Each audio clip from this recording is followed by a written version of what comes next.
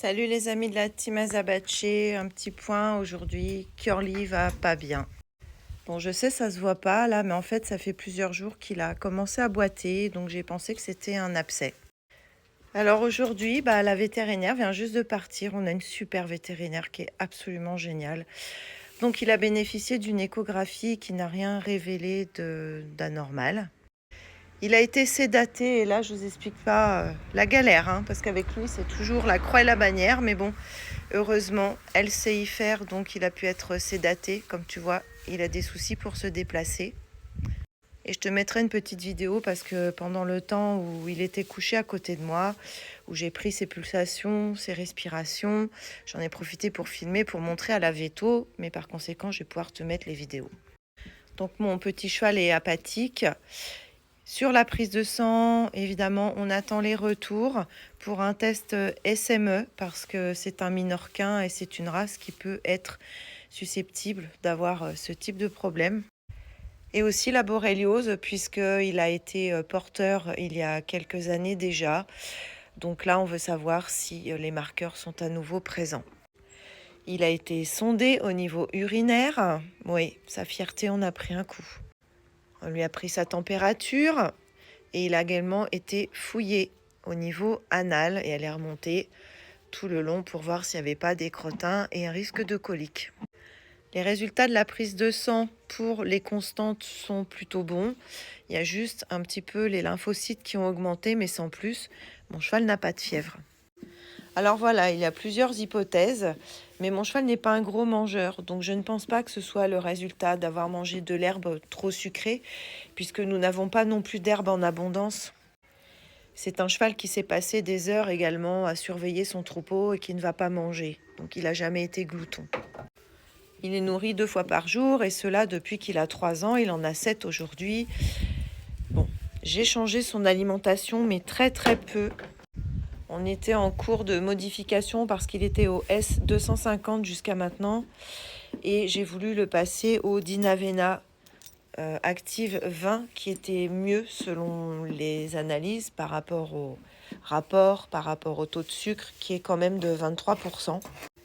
Oui, alors il a le panier parce qu'en effet, on ne sait pas si il y a un problème de fourbure. Donc, étant donné qu'on n'a pas plus d'avancée jusqu'à maintenant, c'est en prévention. Maintenant, j'ai vu avec ma vétérinaire qui m'a confirmé que j'avais bien fait ma transition, sachant qu'on a commencé seulement hier, que je n'ai remplacé qu'un demi-litre hier soir et ce matin. Donc normalement, ça se passe bien quand on fait les transitions. Et c'est pas la première fois qu'il change d'alimentation, donc c'est pas non plus la première transition que nous faisons ensemble. Donc pendant un certain temps, il va bénéficier d'une alimentation qui va encore être changée, davantage avec de la luzerne, des compléments, des CMV, parce que dans la luzerne, il n'y a pas les vitamines. Et bien entendu, toujours son foin à volonté. Le plus difficile va être de le garder au box, puisque c'est un cheval qui déteste faire ses crottins dans le box et qui déteste uriner dans le box. Mais compte tenu du fait que ses pieds le font souffrir, voilà. Maintenant, il a eu une piqûre, il a eu des anti-inflammatoires. Ma vétérinaire a bien précisé qu'elle n'avait fait qu'une demi-dose d'anti-inflammatoire par rapport à sa dose à lui, tout simplement pour ne pas masquer une éventuelle colique, parce qu'il y a toujours un temps de retard qui pourrait être fait dans le diagnostic s'il n'avait pas possibilité de nous montrer qu'il était en colique. Et en effet, les anti-inflammatoires, ça peut avoir pour effet de cacher les douleurs dues à une colique et donc de la prendre beaucoup trop tard. Ouais, alors là, il n'est pas du tout content parce qu'il a il a son panier, mais voilà, c'est comme ça, malheureusement. On va devoir procéder de cette façon pour éviter que, si c'est une fourbure, que ça continue à déclencher son symptôme. Il est autorisé à retourner au pré dès l'instant où il ne tiendra plus dans le box parce que le but n'est pas non plus d'avoir une colique de colère et de stress ou de déclencher un coup de sang puisque le troupeau est en face. Alors comment j'ai vu que mon cheval était malade? Tout simplement il m'a appelé. Et puis moi j'ai l'habitude à ses messages, je connais son comportement, je sais comment il parle. Et j'ai tout de suite vu qu'il y avait quelque chose qui clochait avec mon cheval, donc je l'ai sorti du pré. Je l'ai ramené au petit pré, mais vraiment tout petit truc, je dois avoir 200 mètres carrés le long de ma maison. Et je lui ai dit, bah, tu peux te coucher, vas-y, relâche. Et il tremblait d'un peu partout, au niveau des antérieurs, au niveau des postérieurs. Il avait beaucoup de mal à les poser. Et il a fini par se coucher auprès de moi et à relâcher un petit peu la pression.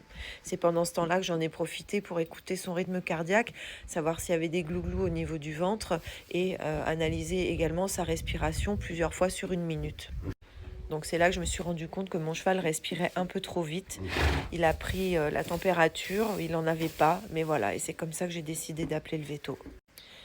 Alors ça fait 4 ans qu'il est dans le même pré, il y a toujours eu des pommes, il y a toujours eu des glands, il y a toujours eu la même herbe, il n'a pas changé d'environnement, il a l'habitude de composer avec. Maintenant c'est vrai que cette année, quand les glands tombent, ils sont verts et voilà, il a pu en ingérer. Nous avons également beaucoup de fougères et nous avons également de la porcelle enracinée. Nous sommes en centre-Bretagne, les sols sont acides. Cependant, cette probabilité reste plutôt dans les toutes dernières probabilités parce qu'il n'y a rien au niveau du transit, il ne manifeste pas de signes d'empoisonnement. J'ai prélevé également un échantillon de l'eau qui était dans la poubelle mais qui était dans le pré au cas où pour faire analyser. On doit surveiller également les points où il a été injecté puisqu'il ne faut pas que ça gonfle. Mais voilà, je vous fais ce petit message, cette petite vidéo parce que je me sens mieux.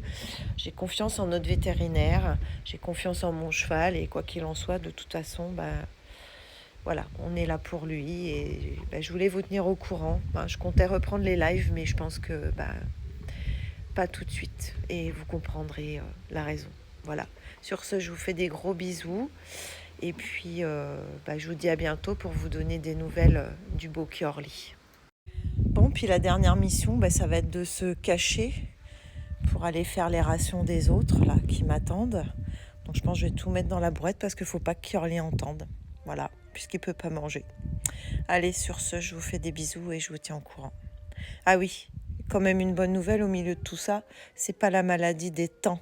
J'avais peur que ça soit la maladie des piqûres de temps, mais il n'a pas de fièvre et c'est pas ressorti aux analyses.